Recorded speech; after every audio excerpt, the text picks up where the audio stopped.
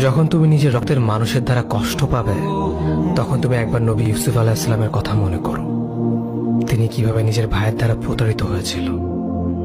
যখন তোমার বাবা মা না বুঝে তোমার বিরুদ্ধাচরণ করে, তখন নবী ইব্রাহিম আলাইহিস সালামের কথা মনে করো।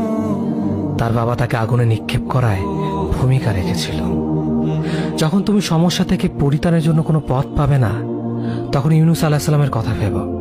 তিনি কতটা সময় তিমি মাছের পেটে আটকা পড়েছিল। যখন তোমার নামে কেউ মিথ্যা অপবাদ ছড়িয়ে দেবে, তখন মা আয়েশা রাদিয়াল্লাহু আনহার কথা মনে করো। তার নামে পুরো শহর জুড়ে কুৎসা রচনা করা হয়েছিল।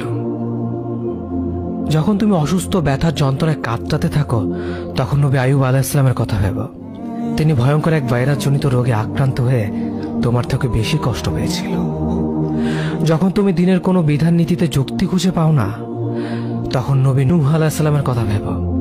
তিনি কোনো প্রশ্ন ছাড়াই মরুভূমিতে নৌকা তৈরি করেছিল।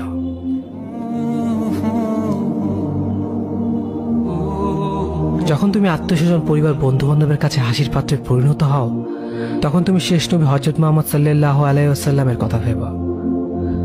রাসূল সাল্লাল্লাহু আলাইহি ওয়াসাল্লাম বলেছিলেন, সবচেয়ে বড় পরীক্ষা দিয়ে সবথেকে বড় পুরস্কার আসে। যখন আল্লাহ কাউকে ভালোবাসেন, তখন তাকে পরীক্ষা করেন, এবং যে এই পরীক্ষাগুলো মেনে নেয়, সে আল্লাহর সন্তুষ্টি অর্জন করে। আর যে অভিযোগ করে, সে তার ক্রোধের পাত্র হয়। হে আল্লাহ, তোমার কথা মনে করা, তোমার প্রতি কৃতজ্ঞ হওয়ার এবং তোমার ইবাদত করার তৌফিক আমাদের দান করো। আমিন। যেভাবে তুমি সন্তুষ্ট হও, সেভাবেই আমাদের পরিচালিত করো।